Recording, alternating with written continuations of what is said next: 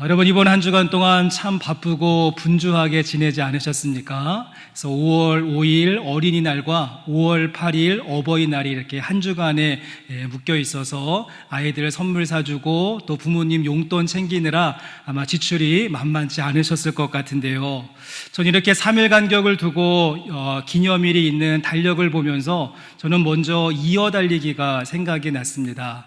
짧은 인터벌을 두고 이렇게 어린이날과 어버이날이 함께 있는 것은 우리의 가정에서 믿음의 이야기와 믿음의 이어달리기가 잘 진행되고 있는지 점검해 보라라고 하는 메시지가 되지 않을까요?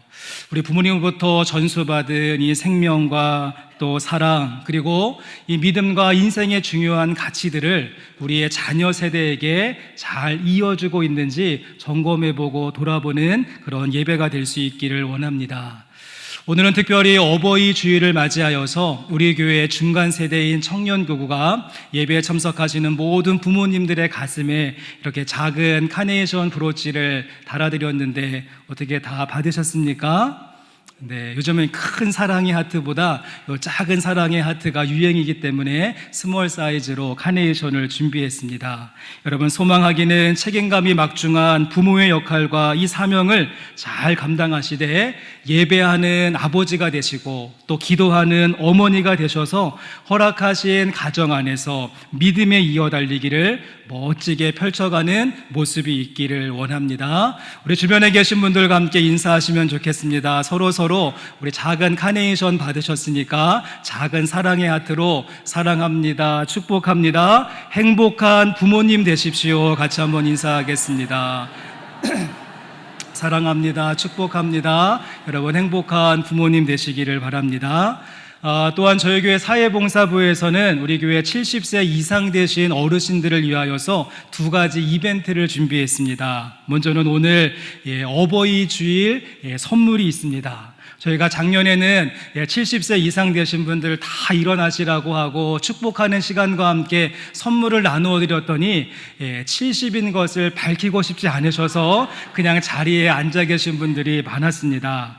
선물은 받고 싶고 70은 알리고 싶지 않고 여러분의 마음 충분하게 이해가 되어집니다. 그래서 올해는 아예 예배실 뒤편에 용돈 부스를 따로 준비했습니다. 그러니까 오늘은 그냥 일어나지 마시고 예배 끝나시고 저 뒤에 가셔서 그냥 조용하게 이렇게 나 70 넘었어요. 사인을 주시면 우리 사회봉사부원들이 용돈을 선물로 드리도록 하겠습니다. 또한 돌아오는 화요일에는 은빛 목고지 효도관광이 하루 일정으로 진행이 되어집니다. 전남의 곡성에 있는 기차마을을 다녀오게 되어졌는데요. 우리 스태프들까지 포함해서 지금 약 한 120여 분 정도가 이렇게 신청을 하셨습니다. 우리 안전하고 즐거운 시간 될 수 있도록 기도해 주시고 우리 어르신들은 효도받는 마음을 가지고 이렇게 동참해 주시면 감사하겠습니다. 레위기 19장 32절 말씀에 이러한 구절이 있습니다. 레위기 19장 32절인데요. 너는 샘머리 앞에서 일어서고 노인의 얼굴을 공경하며 내 하나님을 경외하라. 나는 여호와이니라 라고 말씀하면서 레위기 말씀은 어르신들을 공경하는 것과 하나님을 경외하는 것을 같은 위치에 놓고 있다는 사실이죠. 이런 의미에서 우리 교회와 가정에 정말 진액이 마르도록 헌신하고 애씀의 본을 보여주신 우리 역전의 용사와 같은 우리 교회 어르신들 너무 감사합니다. 애쓰셨습니다. 우리 축복의 박수 한번 보내주시면 감사하겠습니다. 네, 또한 참고로 오늘 중보기도실 옆에 있는 농구장에서는 우리 30플러스 교구가 준비한 플리마켓 작은 바자회가 있다고 하니까요. 용돈 봉투 받으신 거 가지고 가셔서 쇼핑도 좀 하시고 만나는 것도 사드시고 인생 네컷도 있다고 하니까요. 사진도 한 방씩 박으시면 좋을 것 같습니다. 자, 오늘은 저희가 계속해서 이제 사도행전 강해 오늘은 12번째 시간으로서 사도행전 11장의 말씀을 살펴볼 차례가 되어졌습니다. 저는 특별히 이 오늘의 본문의 말씀을 축복의 박수를 받으신 우리 교회 어르신들, 그리고 가슴에 카네이션 꽃을 다신 우리 부모님들을 생각하면서 오늘 말씀을 준비했는데요. 오늘 설교의 제목을 보시면 말씀의 제목이 무엇입니까? 오늘이 말씀의 제목이 어른이 필요합니다. 어른이 필요합니다. 여러분, 그렇습니다. 우리의 가정과 교회, 그리고 이 시대와 사회 속에서 공통적으로 외쳐지는 메시지가 있다면 진짜 어른이 필요하다라고 하는 요청이지 않을까요? 아쉽게도 막막한 현실 가운데 바른 길을 제시해주는 어른들이 점점 줄고 있는 것 같습니다. 현명함과 지혜로움과 헌신적인 희생을 통하여서 정말이지 닮고 싶고 배우고 싶고 따르고 싶은 참된 어른을 만나보기 어려운 어른의 부재의 시대가 오늘 우리의 시대가 아닌가. 사도 바울은 고린도 교회 성도들을 향하여서 나를 본받는 자가 되라고, 내가 예수님을 본받은 것처럼 여러분은 나를 본받는 자가 되십시오, 그렇게 자신 있게 외치고 있는데, 지금 우리들의 현실은 어두운 밤하늘의 북극성과 같이 정확한 이정표가 되어주는 어른들을 찾아보기 어렵지 않은가. 여러분, 그렇습니다. 노인이 되는 길은 아주 쉽습니다. 노인 되는 것은 어렵지 않습니다. 그냥 가만히만 계시면 매년마다 따박따박 나이를 드시기 때문에 5학년, 6학년, 7학년 되는 거 노력하지 않으셔도 자동적으로 노인은 되죠. 여러분, 그런데 어른이 되는 것은 조금 차원이 다르다고 생각이 되어집니다. 우리가 어른이 되기 위해서는 노력과 애씀이 필요한 것이고, 폭넓은 식견과 따뜻한 포용성과 배려하는 마음과 선구자적인 희생이 요구되어지는데, 과연 우리 가운데 그러한 모습이 있는가? 이러한 질문으로 오늘 말씀을 시작하고자 합니다. 음식이 시간이 지남에 따라서 썩고 부패하고 냄새나는 그런 음식이 있는가 하면, 같은 음식인데 시간이 지나면 지날수록 숙성되고 발효되어져서 깊은 맛을 내는 음식이 있습니다. 사람도 마찬가지라고 생각이 되어집니다. 나이를 어디로 먹었는지 그냥 말끝마다 라떼는 말이야 하면서 과거에 묶여있고 고집스러운 이 꼰대와 같은 시시한 노인이 있는가 하면, 나이가 들면 들수록 성숙함을 넘어서 완숙함을 보여주는, 그래서 따르고 싶고 배우고 싶고 닮고 싶은 어른의 모습도 있다는 사실입니다.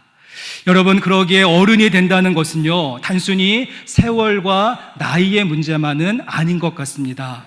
오늘 플리마켓을 준비한 3040 세대도, 또 아줌마와 아저씨로 불려지는 5060 세대도, 내가 70이 넘은 것을 아무에게도 알리지 말라, 우리 7080 세대도 모두가 어른이 될 수 있고 어른이 되어야 되며, 그와 같은 어른은 필요하다는 사실입니다.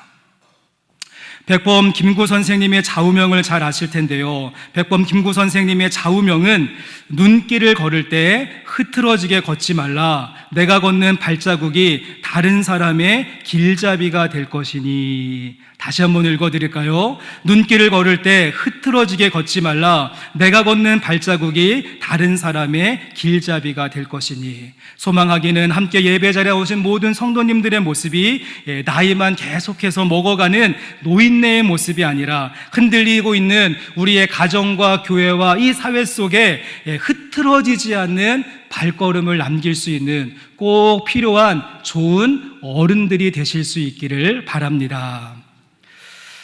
아무도 아멘을 안 하시네요. 여러분, 그렇다고 한다면 우리가 어떻게 할 때 어쩌다 어른의 모습이 아니라 꼭 필요한 좋은 어른의 모습이 될 수 있는 것인가? 전 이것에 대한 대답으로서 오늘 본문 말씀 속에 등장하는 안디옥 교회에 있었던 한 어른을 여러분들에게 소개하고자 합니다. 바로 바나바라고 하는 사람인데요, 제가 오늘 바나바를 어른으로 비유하는 것은 나이만 많았기 때문이 아닙니다. 물론 나중에 사도행전 13장 말씀에 보시면 안디옥 교회 일꾼들을 쭉 소개하는데, 그 중에 바나바의 이름이 가장 먼저 언급되고 선두로 나오기 때문에 아마도 그 교회에서 가장 연장자의 모습이 바나바였을 것입니다. 하지만 제가 오늘 바나바를 여러분들에게 어른으로 소개하는 그 모습은 나이만 많았기 때문이 아니라 그가 보여주고 있는 신앙과 삶이, 그리고 마음과 행동이 진정한 어른의 모습이었기 때문에 오늘 어버이 주일을 맞이하여서 흐트러지지 않는 어른의 발걸음으로 여러분에게 소개하고, 우리도 그와 같은 어른의 길 걷기를 소망합니다.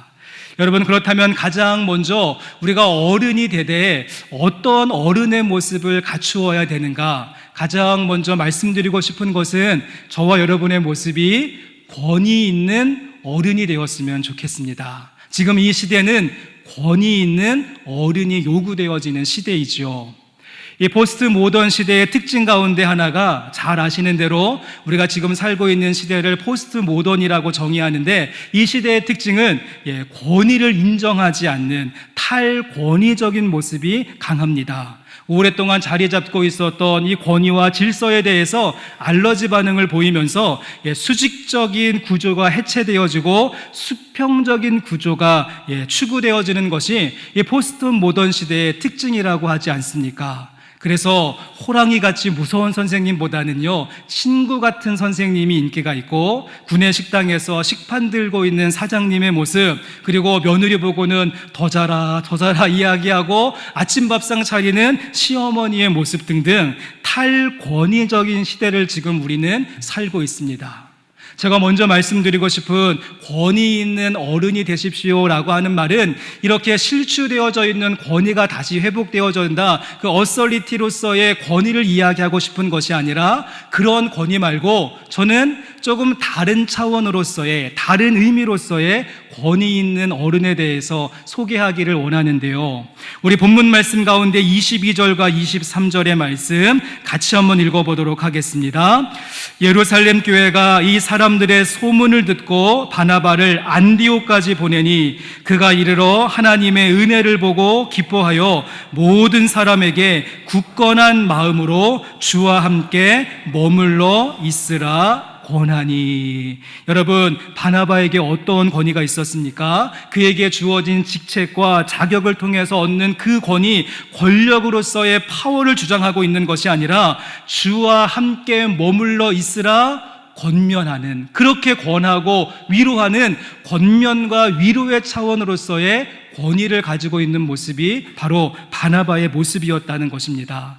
그냥 거만하게 다리 딱 꼬고 이 목에 힘 팍 주고 내가 누군지 알아? 그렇게 권위를 세우는 차원으로서의 카리스마적인 권위가 아니라, 우리 함께 힘을 내봅시다, 권면의 이야기를 나누고 다시 한번 할 수 있을 것 같아요, 위로를 나눌 수 있는, 이렇게 권면과 위로의 차원으로서 바나바에게는 권위가 있었다는 사실이죠.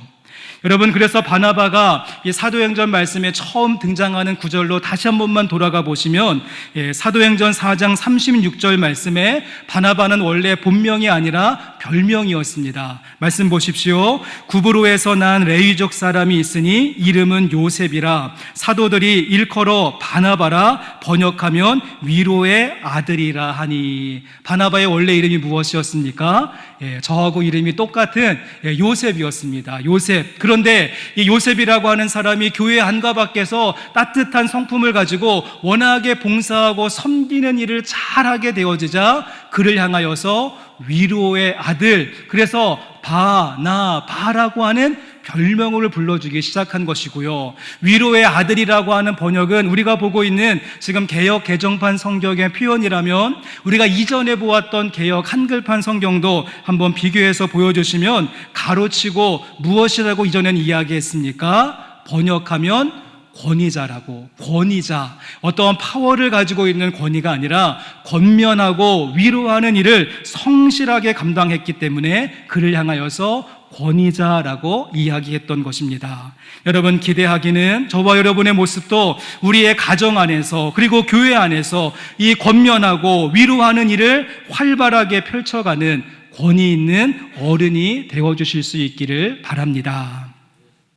저는 우리 가운데 이러한 권위가 회복되어지기 위해서 꼭 필요한 것이 있다라고 생각이 되어지는데요. 그것은 무엇인가 하면 우리의 보는 눈이 달라져야 된다는 것입니다. 어른들은 보는 눈이 달라야 됩니다. 다시 한 번만 22절과 23절 말씀을 보시면, 예루살렘 교회가 이 사람들의 소문을 듣고 바나바를 안디옥까지 보내니 그가 이르러 하나님의 무엇을 보았습니까? 은혜를 보고 기뻐하여 모든 사람에게 굳건한 마음으로 주와 함께 머물러 있으라 권하게 되었다는 것이죠. 여러분, 지금 바나바가 안디옥 교회 성도들에게 권면하는데 그냥 무턱대고 또 아무런 근거도 없이 그냥 밑도 끝도 없이 허풍처럼 주와 함께 머물러 있으십시오 이렇게 말하고 있는 것이 아니라 분명한 근거가 이유가 있었는데, 지금 안디옥 교회에 이르러 이 바나바가 무엇을 보았습니까? 그곳에 임한 하나님의 은혜를 보았고, 하나님의 은혜를 보고 주와 함께 머물러 있으십시오라고 권면과 위로의 말씀을 나눌 수 있었다는 사실입니다.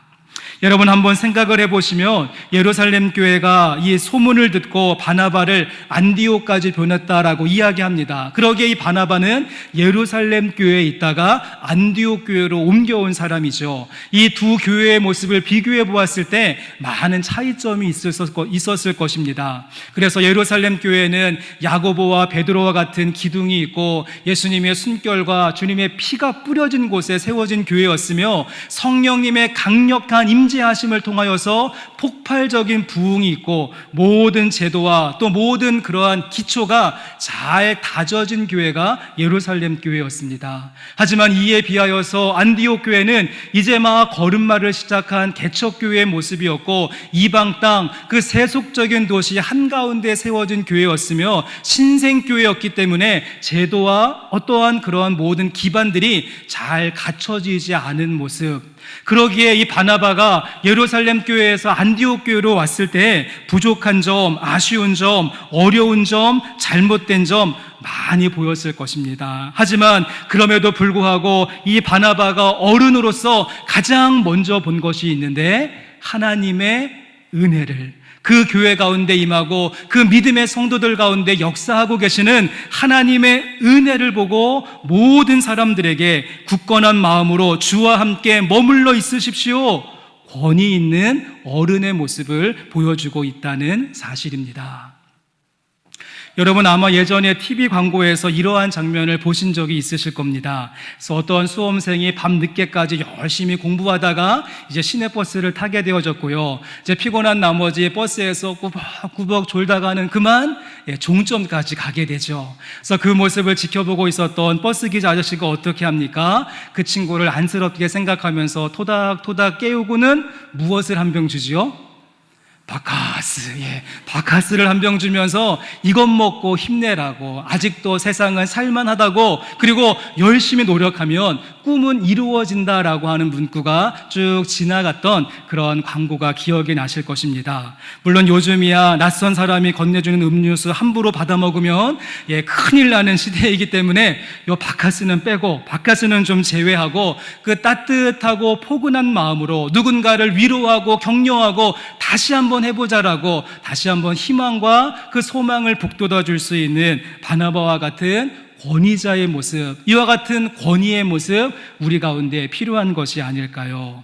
우리가 조금만 세심하게 주변을 살펴본다면 우리 지금 가까이에 기진맥진한 상태로 로뎀 나무 아래 쓰러져 있는 많은 사람들을 발견하게 되어질 것입니다. 여러분의 가정 안에서, 우리 함께 섬기는 교회 공동체 안에서 여러분의 친구와 동료들이 지금 피곤과 상처에 쩔어 있는 상태에 있다면 여러분, 그들의 어깨를 두드려주면서 우리 하나님의 은혜가 지금 함께하고 있다고, 굳건한 마음으로 함께 머물러 있자라고, 인간의 끝이 하나님의 시작이라고, 내가 만난 문제보다 하나님은 크신 분이시다고 이렇게 위로하고 또 권면할 수 있는 권위의 모습을 갖는 저와 여러분 될 수 있기를 원합니다. 여러분, 그렇습니다. 내가 정말 힘들고 어려운 일 만나서 정말 죽을 것 같고 숨 쉬는 것조차 부담스러운 그런 때가 되어지면은요, 그런 나에게 찾아와서 뭐라 욥의 친구처럼 훈수두는 말들은요 오히려 짜증이 나고 화가 팍 치밀어 오르죠. 그 정도까지 되어지면 더 이상 목사의 설교도 귀에 들어오지 않고 주님께 실망했기 때문에 기도도 잘 되지 않습니다. 하지만 어떻습니까? 그렇게 너덜너덜해진 몸과 마음 끌어안고 새벽 예배에 나와서 그냥 훌쩍훌쩍 느끼면서 하염없이 눈물을 흘리고 있을 때 그 모습 안타깝게 여기며 평소에 같이 기도하던 그 우리 할머니 권사님들이 아무 말 하지 않고 그냥 손 얹고 그냥 묵묵히 기도해주는 그 기도가 힘이 되어주는 것처럼, 여러분, 소망하기는 풍랑을 만난 여러분의 가정 안에서 각양각색의 사연을 가지고 함께 모이는 우리 영생교회 공동체 안에서 피곤과 우울의 그림자가 짙게 내려앉은 우리의 사회 속에서 여러분, 권위 있는 어른이 되셔서 치유와 소망과 회복의 일들을 만들어가는 모습이 우리 가운데 있기를 주님의 이름으로 간절히 소망합니다.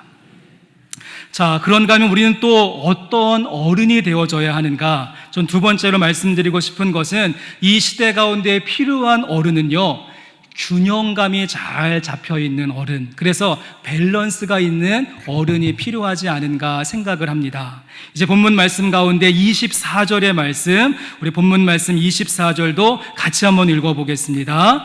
바나바는 착한 사람이요 성령과 믿음이 충만한 사람이라 이에 큰 무리가 주께 더하여 지더라. 지금 사도행전 말씀을 기록하고 있는 누가는 이 한 구절을 통하여서 이 바나바가 가지고 있었던 캐릭터에 대해서 이야기하는데, 저는 균형 잡힌 모습에 대해서 강조하고 있다라고 생각이 되어집니다. 그래서 말씀해 보시면 사람이라고 하는 말이 두 번 반복되어지면서 한쪽에는 바나바는 어떤 사람이요? 착한 사람이요, 착한 사람이다. 그의 성품을 이야기하는데 무진장 착한 사람이었다라고 이야기를 하고요. 또 한 가지는, 또 한쪽에는 믿음과 성령과 믿음이 충만한 사람이다라고 하면서 신앙적인 부분을 이야기합니다. 이 두 가지에, 그래서 성품과 믿음과 성품의 아름다운 조화를 이루고 있었던 사람이 바로 바나바의 모습이었습니다.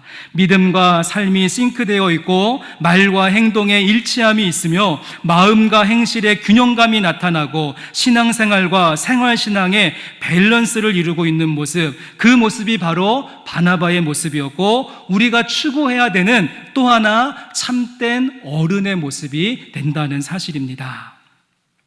자, 우리에게 이와 같이 어느 한쪽으로 치우치지 아니하고 또 지나치거나 모자람이 없는 이 중용의 모습이 필요한 이유가 있습니다. 그와 같이 균형 잡힌 어른이 필요한 것은 지금 우리가 살고 있는 시대와 사회를 보시면 어떻습니까? 지금 우리의 시대와 사회는 너무도 강력한 극단적인 사회를 우리는 살고 있다는 것입니다. 너무도 강력한 극단의 모습. 그래서 어떠한 말이 만들어졌는가 하면, 여러분, 이단보다 더 무서운 것이 있는데, 이단보다 더 무서운 것이 무엇입니까? 극단이 더 무섭다는 것이죠. 그래서 우파와 좌파로, 진보와 보수로, 남과 북으로, 동과 서로, 가진 자와 없는 자로, 갑과 을로, 세대 간, 지역 간, 노사 간, 이념 간, 지금 끊임없이 이 극단적인 대립이 있는 것이 우리 사회의 키워드가 되어버리고 말았습니다. 사실 오늘 본문 말씀 속에 이 바나바가 안디옥에 갔다라고 이야기하는데, 겉으로 보기에는 사역자로 파송을 받은 것처럼 보이지만 그 내면에는 어떤 의미가 있는가 하면, 지금 예루살렘 교회가 이 바나바를요 조사단의 형격을 가지고, 그러니까 진상 조사를 위하여서 파견하는 모습도 있었습니다. 아시는 대로 지금까지 하나님의 복음이, 그리스도의 복음이 이스라엘 땅 안에만 머물러 있었습니다. 그런데 이 스데반의 사건을 통하여서 베니게와 구브로와 안디옥 등등, 그러니까 국경과 경계를 넘어서 이방 땅 가운데 복음이 전파되어졌고, 20절 말씀에 보았더니 헬라인들에게 주 예수가 전파되어지고 무수히 많은 사람들이 주께 돌아오게 되었다라고 하는 구절이 있습니다. 이러한 모습을 지켜보고 있었던 예루살렘 교회는요 아직도 극단적인 모습이었죠. 유대교적인 전통과 그들의 가지고 있었던 신앙을 고수하면서 율법과 할례를 강조하던 예루살렘 교회 입장에서 본다면, 저 헬라인들이 복음을 듣는다고, 저 이방 땅 가운데 주의 역사가 있다고 반신반의하는 마음을 가지고 있었고, 그들의 극단적인 생각을 가지고 진상을 파악하기 위해서 바나바를 그곳 가운데 조사하는 그러한 목적을 가지고 보내고 파송했다는 것입니다. 여러분, 그런데 만약 이때에 안디옥으로 베드로나 야고보가 같다라고 한다면 상황은 달라졌을 것입니다. 하지만 하나님은 이 일을 위하여서 착한 성품과 성령과 믿음이 충만한 사람, 내면과 외향이, 마음과 행실이, 또 믿음과 행함이 교회 생활과 일상생활에 균형감을 가지고 있는 바나바를 파송하고 성령님의 역사하심을 온전하게 바라볼 수 있도록 하셨다는 사실입니다. 유토피아라고 하는 책을 쓴 토머스 모어라고 하는 사람이 있는데요, 이분이 참 독특한 캐릭터를 가지고 있습니다. 그래서 이 사람에게 붙여진 별명이 하나 있었는데, 이 토머스 모어를 사람들이 부를 때 A man for all seasons, 그래서 모든 계절에 맞는 사람이다 라고 하는 별명을 붙여주었다라고 합니다. 영화 포스터를 한번 보여주시면, 그래서 이 토머스 모어는요, 굉장히 양심적이면서도 유연성을 가지고 있고 원칙에 따라 깊이 연구하는 학자인데 또한 재치가 넘치는 사람이었고요, 늘 겸손하고 또 진중하면서 또 사교성을 가지고 사람들과 함께 충만하게 사귐의 모습을 갖는 것, 때로는 슬플 정도로 엄숙하면서 또 문학적인 감수성을 놓치지 않고 도서관에서 열심히 공부하고 연구하다가 또 밖에 나와서도 술 안 마시고도 얼마든지 재미있게 놀 수 있는 사람. 그래서 사람들이 이러한 토머스 모어의 특별한 캐릭터를 보면서 A man for all seasons, 모든 계절에 딱 맞는 사람이다라고 별명을 붙여주었고, 이 사람의 이야기가 1996년에 영화로 만들어지기도 했고 또 아카데미 상을 받기도 했습니다. 저희 토머스 모어의 별명을 바나바에게 붙이고 싶고 여러분에게도 붙이고 싶은데요, A man for all seasons, 우리가 어떠한 계절에도 다 맞는 것. 지금 우리가 살고 있는 사회는 양극단적인 사회이기 때문에 나는 맞고 다른 사람은 다 틀려, 내 말은 옳고 다른 사람들의 의견은 필요 없어, 나와 생각이 다르면 모두가 적이야, 이렇게 말하면서 스스로 고립되어지는 단절을 선택하는 이런 시대 가운데 A man for all seasons, 모든 계절에 맞는, 내가 무엇을 하든지 누구에게 있든지 어느 때를 가든지 어느 곳에 있든지 균형감을 갖는 어른들이 되실 수 있기를 바랍니다. 여러분, 이러한 점에 대해서는 사도 바울도 누누이 강조했었던 이야기입니다. 사도 바울이 말하기를 나는 헬라인이나 유대인이나, 나는 율법을 중하게 여기는 사람이나 철학을 중하게 여기는 사람이나, 나는 고기를 먹는 사람이나 채소만 먹는 사람이나 모든 사람을 공감할 수 있다라고 이야기합니다. 또한 사도 바울은 자신의 형편이 가난하든지 부하든지 축복의 시간을 걷고 있든지 핍박의 시간 가운데 있든지, 아니 내가 살든지 죽든지 어떠한 환경 가운데 있을지라도 자족하는 마음을 갖는다라고 말할 뿐만 아니라, 사도 바울은 아주 인문학적이면서 동시에 굉장히 복음적이었고 믿음을 강조하지만 믿음주의자가 되지 않고, 율법의 가치를 알지만 율법주의자가 되지 않고, 행위를 자랑하지는 않지만 순종의 덕을 보여주는, 그래서 모든 계절에 맞는 모습이 사도 바울의 모습이지 않았습니까? 우리가 가정에서 아이들을 키우다 보면 어떠한 모습을 보는가 하면, 우리 가정의 아이들 아직은 이제 성숙하지 못하고 성장하고 있는 단계에 있기 때문에 아이들이 놀 때요, 패를 가르고 편을 가루어서 네 편, 내 편 하면서 무리를 이루면서 놀고 있는 그런 모습을 보게 되어지고, 이제 이런 모습을 보면서 부모님들과 어른들은 그래, 아직 성장하지 못해서, 아직 성숙하지 못해서 그러는구나 라고 생각하는데, 여러분 어떻습니까? 안타까운 것은 어른이 되어서도 똑같은 행태를 반복하고 있다는 것이죠. 여러분, 그래도 어린이들은 그렇게 하지 말라고 타이르거나 혼을 내면 잘못된 습관을 고치고 바꾸려고 노력하는데, 우리 이놈의 어른들은 어떻습니까? 극단의 습관이 계속해서 더 강화되어지고 굳어지는 그러한 모습. 여러분, 이러한 극단이 극에 달하고 있는 이러한 시대적인 현상과 여러분 사회적인 모습을 보면서 바나바와 같은 균형감과 이 밸런스를 갖춘 A man for all seasons, 시대가 요구하는 그런 균형감이 있는 어른이 되어주실 수 있기를 주님의 이름으로 간절히 소망합니다. 그런가 하면 한 가지의 내용을 더 보시면, 우리가 좋은 어른이 된다는 것은 어떠한 어른의 모습인가? 또 한 가지는요, 이어주는 어른, 연결해 줄 수 있는 어른이 이 시대 가운데, 특별히 우리 교회 가운데 꼭 필요한 어른의 모습이 된다라고 말씀드리고 싶습니다. 우리 이번에는 25절과 26절의 말씀, 본문 말씀 이어서 같이 한번 읽어보시겠습니다.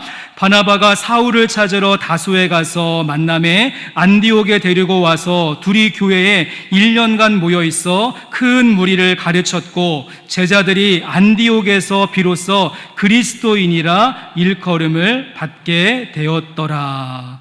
여러분, 지금 어떻습니까? 유명한 사건입니다. 그 바울이 회심은 했지만 아직 교회 안으로 들어오지 못하고 있는 상태였죠. 그런데 그 모습을 알고 있었던 바나바가 어른의 모습으로 바울을 먼저 찾아가서 설득하고 권면하고 이끌어서 교회로 인도하고, 또 그 교회에서 1년간 함께 교회를 섬기면서 기반을 다져주고 있는, 물심양면으로 연결해주고 이어주고 있는 진정한 어른의 모습을 우리에게 보여주고 있다는 것입니다.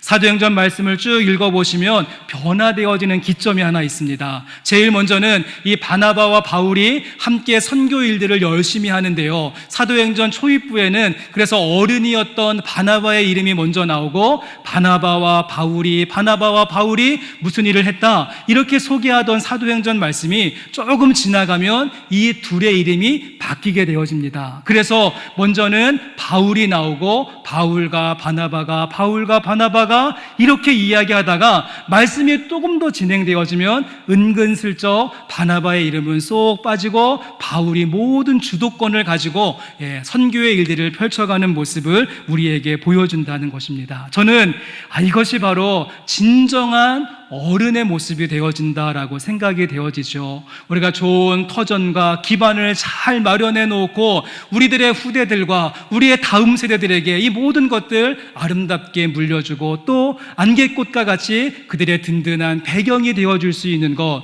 이것이 바로 어른의 모습이 된다라고 생각합니다.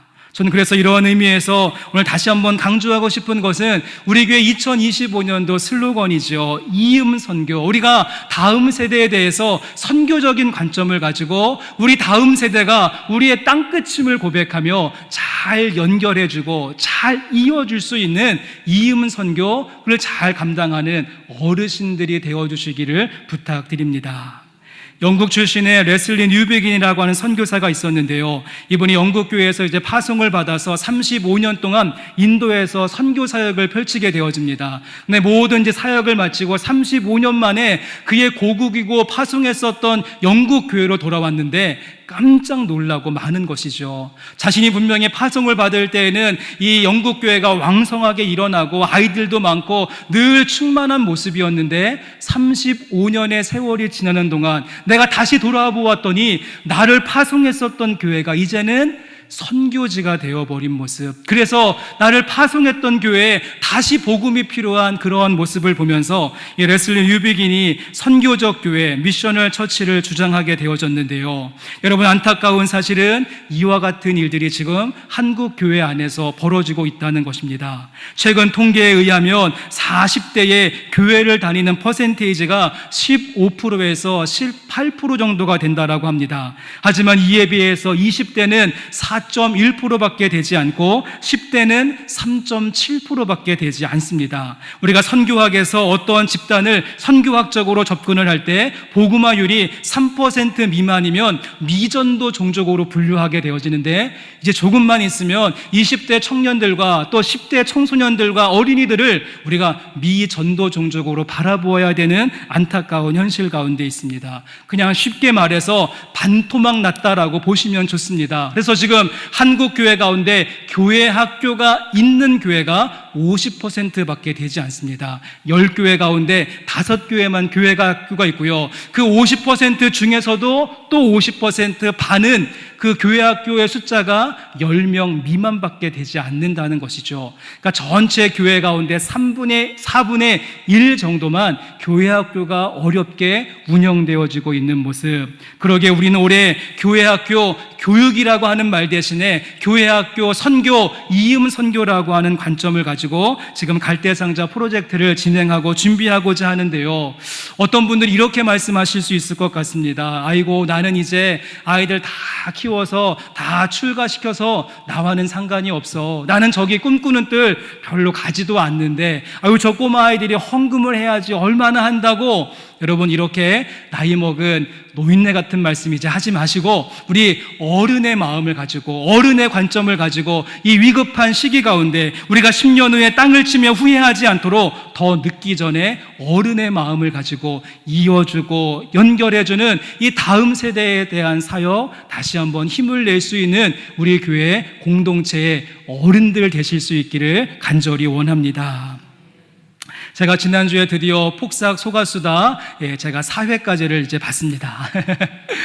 보면서 제가 참 인상적이었던 분은 거기에 어르신 둘이 나옵니다. 그래서는 우리 애순이가 이제 꿈 다 접고 시인 되고자 했었던 마음 다 내려놓고 19살에 시집을 갔는데, 그 시집 간 곳에 시할머니가 얼마나 고약한지 그냥 말끝마다 이렇게 막 혼내고, 또 혼수 많이 해오지 않았다고, 아들 낳지 못한다고 이렇게 하는데, 여러분, 근데 이 애순이네 친할머니가 있는데, 친할머니는 돈도 없는 줄 알았습니다. 그런데 어느 날 밤에 이 친할머니가 오더니 이 고쟁이 저 깊은 곳에서 꼬깃꼬깃한 그 이제 돈을 꺼내가지고 이거 하나 가지고 배 한 척 사서 새롭게 시작해보라고 그렇게 아무 말 하지 않고 묵묵히 도와주는 그분이 진짜 어른이 아닌가 하는 생각을, 여러분, 하나도 안 보신 것 같네요.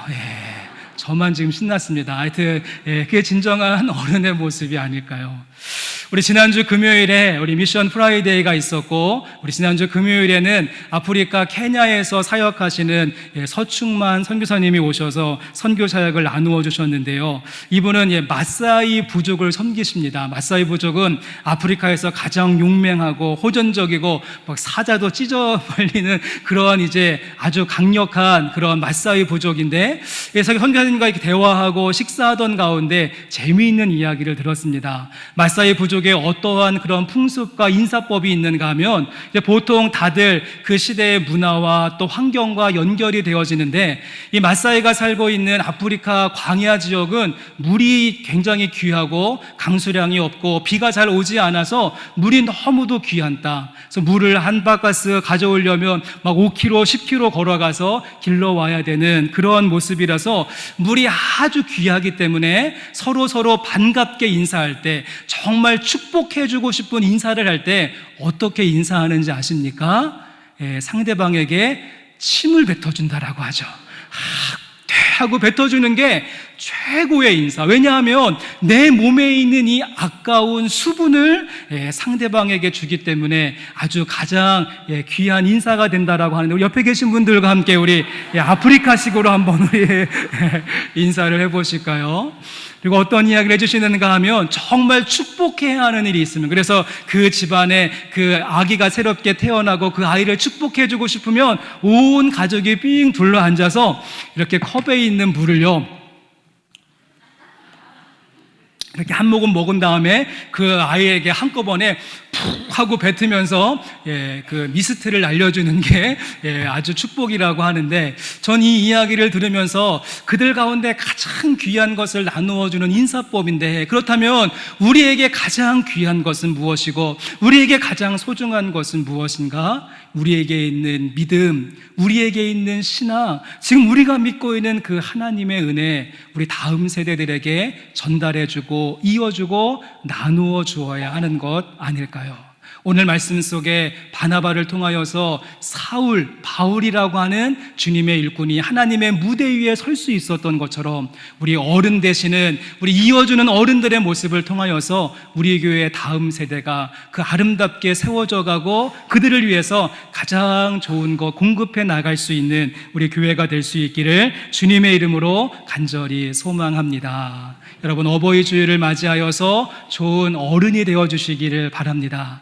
그래서 권위 있는 모습을 가지고 권면하시고 위로하시고 그리고 균형감 잡힌 모습을 가지고 극단으로 치우치지 아니하시며 우리가 신실한 어른이 되어져서 이어주고 연결해주는 귀한 사역 잘 감당하는 우리 영생교회 어른들 되실 수 있기를 주님의 이름으로 간절히 축원합니다.